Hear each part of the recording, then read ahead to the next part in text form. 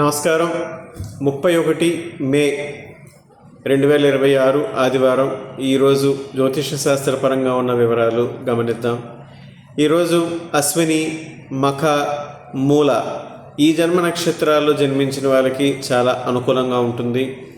కృత్తిక, రోహిణి, ఉత్తర, హస్త, ఉత్తరాషాఢ మరియు శ్రవణం ఈ జన్మ నక్షత్రాల్లో జన్మించిన వారికి అంత అనుకూలమైన రోజు కాదు. ఈరోజు జన్మించే శిశువుల జాతకంలో కూడా పంచగ్రహ మాలికా యోగంతో జన్మిస్తారు. చాలా మంచి యోగం ఇది.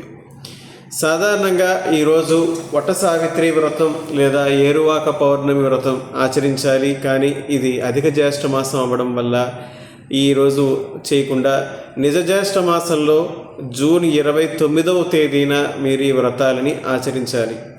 వ్రతం అనంటే నేను ఒక విషయాన్ని మీతో చర్చించాలనుకుంటున్నాను. మన పురాణాల్లో సూచించిన ఏ వ్రతమైనా సరే ఆ వ్రతం ఆచరించే ఆ ఒక్కరి గురించి వారు బాగుండాలి అనే ఉద్దేశంతో సూచించలేదు.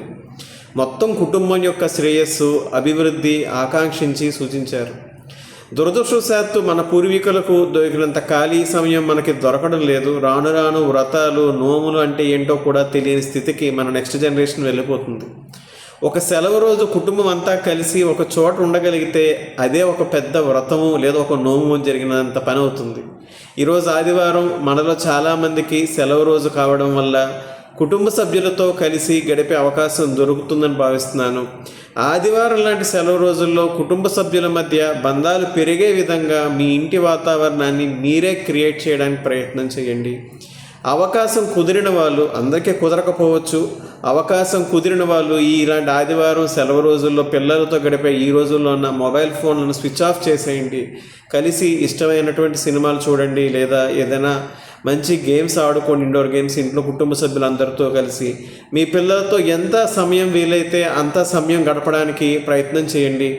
ముఖ్యంగా మీ కుటుంబం కోసం, మీ వంశ పెద్దల కోసం మంచి విషయాలనే చర్చించండి.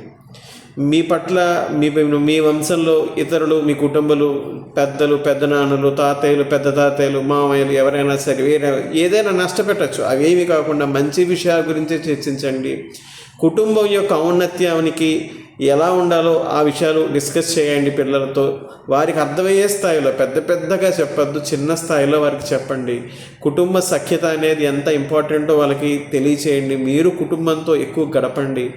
మీకు ఇది మానసికంగా మీ యొక్క రోజువారీ స్ట్రెస్ నుంచి రిలీఫ్ ఇస్తుంది. కుటుంబం యొక్క ఔన్నత్యానికి పాటుపడుతుంది. ఇదంతా కూడా ఒక వ్రతం చేసిన దానితో సమానమే.